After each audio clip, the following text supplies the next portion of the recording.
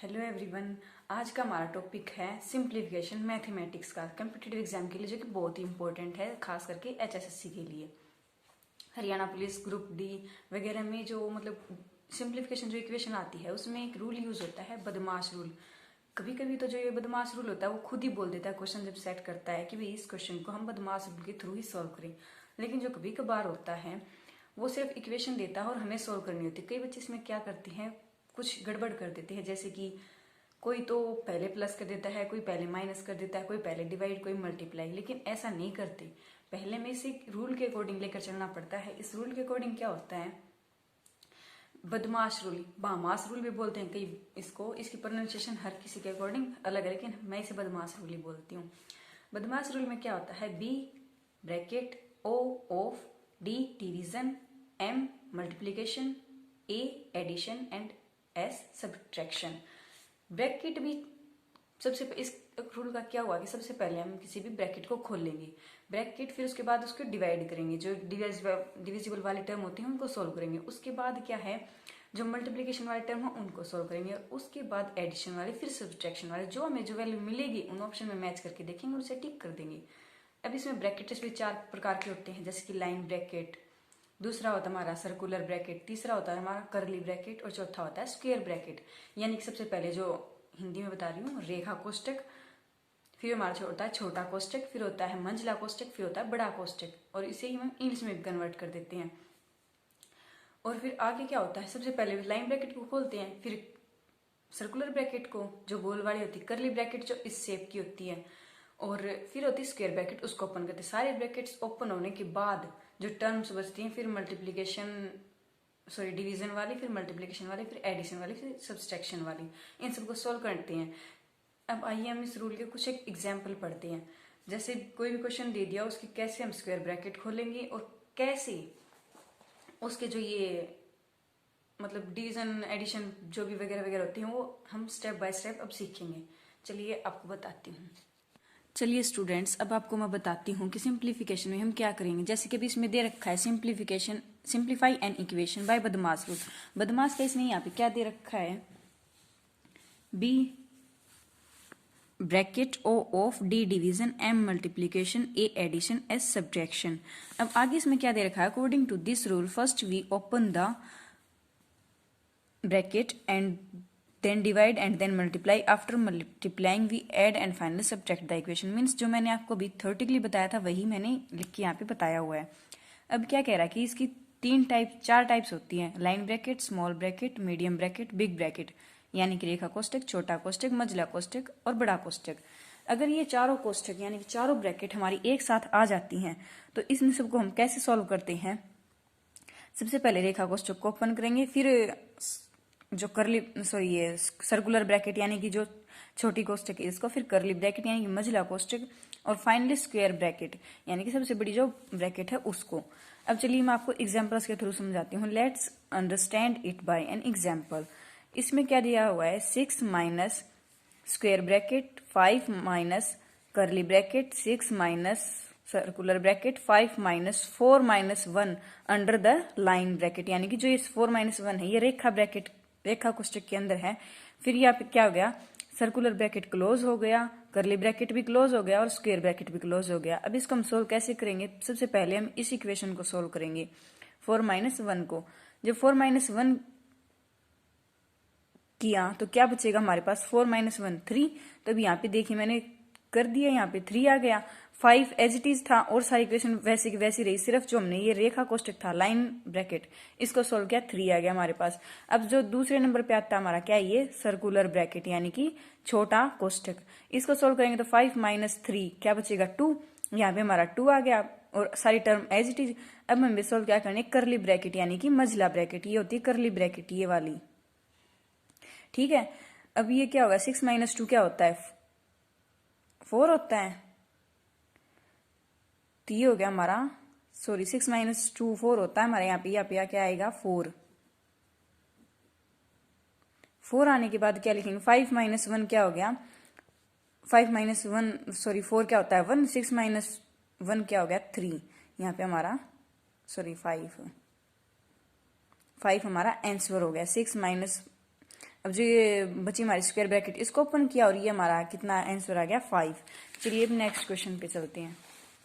अब इसमें क्या दिया हुआ है 5.75 माइनस 3/7 मल्टीप्लाई 15 सही 13/4 प्लस में 2 सही 2/35 डिवाइडिंग में क्या है 1.44। अब बदमाश रूल के अकॉर्डिंग हम क्या कहते हैं कि हम डिविजिबल वाले टर्म को सबसे पहले सॉल्व करते हैं। किस टर्म को? डिविजिबल वाली को, इस टर्म को सॉल्व करेंगे, फिर मल्टीप्लीकेशन वाली को, फिर एडिशन वाली को, फिर सब्सट्रैक्शन वाली को, बदमाश रूल के अकॉर्डिंग। अब देखो इसने पॉइंट्स दे रखे हैं यहाँ पे 5 पॉइंट और यहाँ पे 1.44 है। इन पॉइंट्स को हटाएंगे तो इनके नीचे उतनी जीरो आ जाएंगी जितने पॉइंट के बाद में हमारे टर्म्स हैं, यानी कि यहाँ पे 2 टर्म्स हैं और यहाँ पे भी 2 टर्म्स हैं। जब इसको हम इसमें लिखेंगे, फ्रैक्शन में लिखेंगे यानी भिन्न में लिखेंगे तो कितना आ जाएगा 575/100 144/100।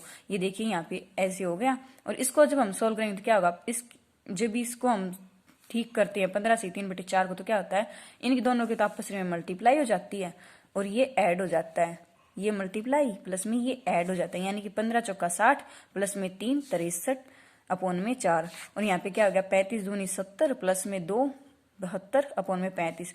और इसको जब हम लिखेंगे तो क्या हो जाएगा 575/100 माइनस के 3/7 एज इट इज मल्टीप्लाई में 63/4 एज इट इज प्लस में 72/35 as it is dividing by 144 upon में 100। अब इसमें क्या होगा 23। जब इसको हम देखेंगे, अब ऊपर नीचे वाले टर्म्स को कई बच्चों को काटना नहीं आता, हम मतलब इनको डिवाइड नहीं करना आता हमें। कोई एक भी ऐसा टेबल यानी कि पहाड़ा लेना है जो कि मतलब दोनों टर्म को डिवाइड करता हो। जैसे 575 और 100 को 25 से डिवाइड करें तो 25 से 100 भी भाग जाता है और 575 भी। 25 को जब हम 4 बार पढ़ेंगे तो कितने 100 आ गए, यानी कि 25 चौका 100 और 25 दूनी 50, कितने बच गए यहाँ पे 7, यानी कि 75 बच गए बाकी। और 25 दिया 75 23। जब 25 को हम 23 से गुणा करेंगे तो कितना आएगा 575। ऐसे कट कर दिया इसको। अब आगे सोल्व सिंप्लीफिकेशन के बाद यहाँ पे ये टर्म को सिंप्लीफाई कर दिया। अब यहाँ पे ये भाग वाले टर्म ना, जब इसको कोई भी फ्रैक्शन में होती है तो हम इसको ऐसे भी लिख सकते हैं 72 अपॉन में 32 35 अपॉन में क्या आ जाएगा 144 डिवाइडिंग बाय 100।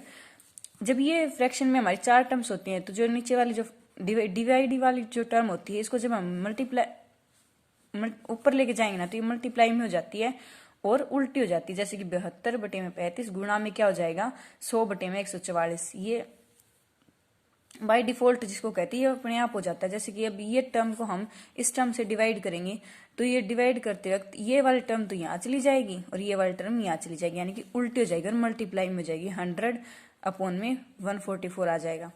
अब जब इस इक्वेशन को सोल्व करेंगे तो हमारे पास ये आ गया मल्टीप्लाई में 100 अपॉन में 144। अब इसको हम आपस में मल्टीप्लाई है तो ये इसको काट सकता है और ये इसको काट सकता है, लेकिन एग्जैक्टली तो ये काट नहीं रहे, इसलिए 5 की टेबल को हम रिपीट करेंगे। जैसे कि 5 7 35 और 5 दूनी 10 और 0 एच डी, यानी कि जब 20 तक 20 50 100 होता है तो यहाँ पे 100 कट किया गया हमारा 20।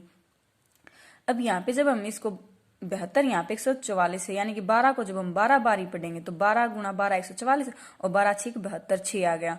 और 6 को जब हम 12 से काटेंगे तो 6 दूनी 12 और यहाँ पे 20 है तो 2 दहाए 10, तो 10/7 हमारे यहाँ पे बच गया। आप सोल्व करके देख लीजिएगा।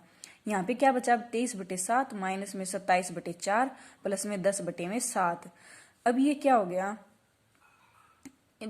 इसमें 4 जो हमारा है ये जो नीचे दिया हुआ है ये दोनों में सेम है तो इसका हम एलसीएम लेंगे तो 4 23 माइनस के 27 प्लस में 10/7।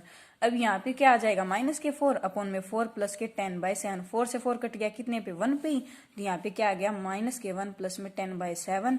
कई बच्चे यहाँ पे गड़बड़ करते 4 को 4 से काटते बोला 0 बच गया। 0 नहीं बचता। 0 कब होता है जब हम माइनस करते हैं फिर प्लस करते हैं, लेकिन जब हम डिवाइड करते हैं और मल्टीप्लाई करते हैं तो हमारा 1 बचना चाहिए। यहाँ रूल याद रखिएगा 4 एकम 4 से घटाए नहीं कि 0 पे, तो यहाँ पे 0 कभी नहीं होता, यहाँ पे 1 बचेगा। तो यहाँ पे क्या है माइनस के 1 प्लस में 10/7 इज इक्वल्स टू 7 एलसीएम लेंगे तो इस 7 की मल्टीप्लाई इससे हो जाएगी। यहाँ क्या आ जाएगा माइनस के 7 प्लस के 10 अपॉन 7। 10 में से 7 गया 3 3/7 इसका आंसर हो गया। ठीक है स्टूडेंट्स। अब नेक्स्ट क्वेश्चन। इस टाइप के क्वेश्चन जो है ना मुझे बहुत अच्छे लगते हैं और इस टाइप के क्वेश्चन आते भी हैं, लेकिन इसको सॉल्व करने में आप दिक्कत कहाँ करते हैं वो हम देखेंगे। अब देखिए, अब 15 में क्या है 2 प्लस में 3 बटे में 5/3 डिवाइड किसको कर रहा है इस 5/3 बटे में ये भी किसको, इसको कौन डिवाइड कर रहा है 2/5 गुणा में 1/3।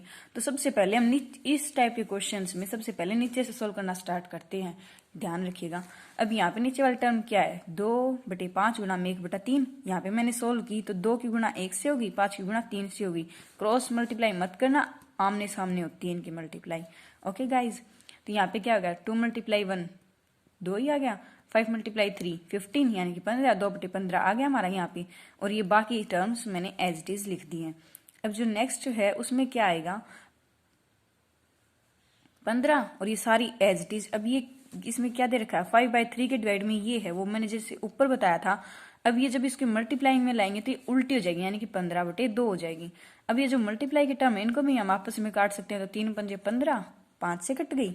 अब यहाँ पे क्या आ गया, पापा 25 और जो नीचे 2 था वो 2 और बाकी के टर्म्स एज इट इज, यानी कि 5/3 डिविजिबल बाई ये 5/3 था जो ये मैंने इसको इस टाइप से लिख दिया मल्टीप्लाई में, ये एज इट इज उल्टा हुआ तो ये हो गया। अब यहाँ पे क्या आ गया, 5/3 डिवाइड में 25/2। अब ये इसके डिवाइड में, यानी कि जब इसको उल्टा कर देंगे तो मल्टीप्लाई में हो जाएगी। अभी इसको मल्टीप्लाई किया तो क्या गई, 25/2 थी वो क्या हो गई, 2/25। अब 2 जो ये आपने सामने अपने आप को काट सकती हैं, ये कटेंगे नहीं, तो 5 × 25 इसने काट दिया, 2 में कितना आ गया, 5 × 15। अब इसको हम आगे कैसे सोल्व करेंगे, और सारा सिस्टम एज इट इज। 2 + 3 बचा हुआ था यहाँ पे, ये देखिए 3 बचा हुआ है। अब 3 इसके बेटे में क्या है, 2/25। अब जब ये इसको उल्टा करेंगे, 2/15 है, सॉरी 25 नहीं, हाँ 15 है। तो 15 करने के बाद अब जब ये 3/2/15 है, तो जब इसको मल्टीप्लाई करेंगे तो फिर से उल्टा जाएगा, यानी कि 15/2 हो जाएगा। 15 × 45 होता है, तो 45/2 एज इट इज। और यहाँ पे आ गया 2 और ये 15। अब ये 2 एलसीएम ले लेंगे हम, यहाँ पे 1 है तो एलसीएम लेने के बाद क्या बचेगा, 2 दूनी इसकी क्या साथ हो जाएगी मल्टीप्लाई, 2 दूनी 4 प्लस में 45/2 क्या बच गया हमारा यहाँ पे 15/49/2। यानी कि अब जब ये डिवाइड है, इस 15 को डिवाइड कर रहा है ये, जब इसको मल्टीप्लाई करेंगे तो वापस से उल्टा जाएगा, 2/49, 15 दूनी 30/49, ये हमारा आंसर हो गया। अब जो हमारी नेक्स्ट क्लास होगी उसको आपको थोड़ा सा हिंट दे देती हूँ, क्या इसका आवर्त दशमलव संख्याओं का योग, यानी कि इनका योग कैसे निकाल, जैसे कि ये संख्या है इसमें 3 बार बार रिपीट हो रहा है, रिपीट को ही हम क्या बोलते हैं, आवर्त दशमलव, यानी कि हम यहाँ पे डेसिमल लगा हुआ है। अब इसको हम क्या लिख सकते हैं, 7.3 बार, यानी कि यहाँ पर ये बार बार रिपीट हो रहा है इसलिए ये बार लगा दिया। तो अब इस दशमलव के बाद जितनी संख्याएं हैं उतने ही 9 इसके नीचे आ जाएंगे, और ये जो टर्म लिखी हुई है एज इट इज रहेगी, और ये इसके सही में हो जाएगी, जैसे कि 7 सही 3 कितने 9 आएंगे, जितने डेसिमल के बाद पॉइंट्स हैं, यानी कि 1 पॉइंट है तो 1 9 आ गया। ठीक है, यहाँ पे 3 अकेला है तो अकेला ही 9 आ गया। ओके गाइज, अब जब हम ऐसी संख्याओं का योग निकालें, अब इस टाइप का क्वेश्चन भी पूछा जाता है तो बच्चे कंफ्यूज होते हैं कि यहाँ पे 7 बार है, तो अब इसको हम कैसे लिख सकते हैं, 0 सही 5/9, यानी कि 9 एकम 9, 9 और 5, ये तो गलत हो जाता है, तो इसलिए यहाँ पे 0 नहीं लगेगी। सिर्फ ये 0 के में आपको ध्यान रखना है, यहाँ पे ये सीधा क्या हो जाएगा 5/9, ये क्या हो जाएगा 6/9 और ये क्या हो जाएगा 7/9। जब इस सब को ऐड करेंगे तो 9 हमारा एलसीएम आ गया, और 5 और 6 कितने होते हैं 11, 11 और 7 18, 18/9 = 2, ये 2 आ गया। और ब्रीफ में आपको मैं नेक्स्ट क्लास में बताऊंगी। तो अगली क्लास में अब मिलते हैं, उसमें क्या डिस्कस करेंगे, आवर्त दशमलव संख्याओं का योग, और जो कुछ क्वेश्चन होते हैं, जैसे कि किसी क्वेश्चन में ये क्वेश्चन आता है ना कि भाई इतने पक्षी थे, सॉरी इतने मुर्गे थे, इतनी गाय थी, इतने सिर थे, उनकी इतनी टांगे थी, तो वो टांगों की संख्या दे देगा और पूछेगा कि कितने सर बचे और उनमें से गायें कितनी थी। तो ऐसे क्वेश्चन कई बच्चे सोचते रीजनिंग के हैं, लेकिन ये रीजनिंग के नहीं होती, ये मैथ्स के क्वेश्चन है। आगे हम ये डिस्कस करेंगे, तो बने रहिए। Till then thanks so much.